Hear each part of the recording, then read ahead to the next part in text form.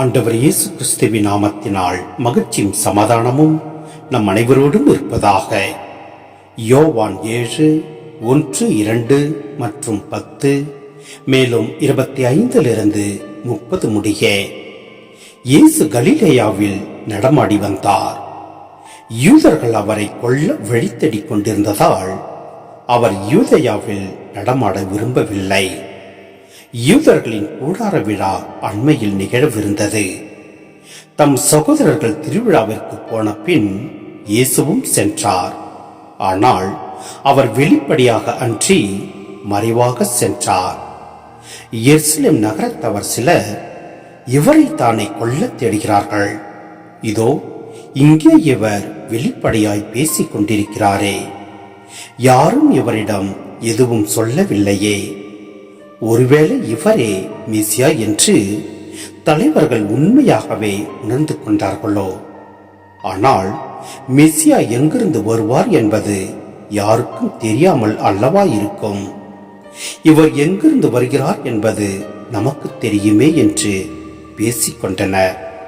ஆகவே கோவிலில் கற்பித்துக் கொண்டிருந்த போது இயேசு உரத்த குரலில், நான் யார், நான் எங்கிருந்து வந்தேன் என்பவை உங்களுக்கு தெரியும். ஆயினும் நானாக வரவில்லை, என்னை அனுப்பியவர் உண்மையானவர். அவரை உங்களுக்கு தெரியாது, எனக்கு அவரை தெரியும். நான் அவரிடம் இருந்து வருகிறேன், என்னை அனுப்பியவரும் அவரே என்றார். இதை கேட்ட அவர்கள் இயேசுவை பிடிக்க முயன்றார்கள்.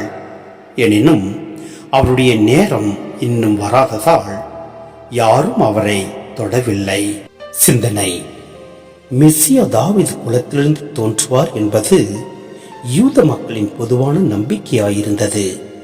இந்நம்பிக்கையை குழந்தை பருவ நிகழ்ச்சிகளிலும் வெளிப்படுகிறது. எனினும் யூதர் சிலர் மெசியா மறைந்திருந்து செயல்படுவார், அவர் வெளிப்படுத்த வேண்டும் என கருதினார். இக்கருத்து பேதுருவின் நம்பிக்கை அறிக்கையிலும் தென்படுகிறது. மேலும் இயேசுவை பிடிக்க முயன்றார்கள். எனினும் அவருடைய நேரம் இன்னும் வராததால் யாரும் அவரை தொடவில்லை. நம் ஆண்டவர் மீது முழு நம்பிக்கை நம் ஒவ்வொருவரிலும் நாம் வைக்க வேண்டும்.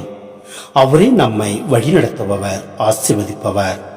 அவற்றை நம் உள்ளத்தில் ஆழத்திலிருந்து நாம் நினைத்து அவரில் பற்றுறுதி கொண்டு வாழ்வோம். எல்லாம் அல்ல இறைவன் நம்மை நிறைவாய் ஆசீர்வதிப்பார். ஆமென்.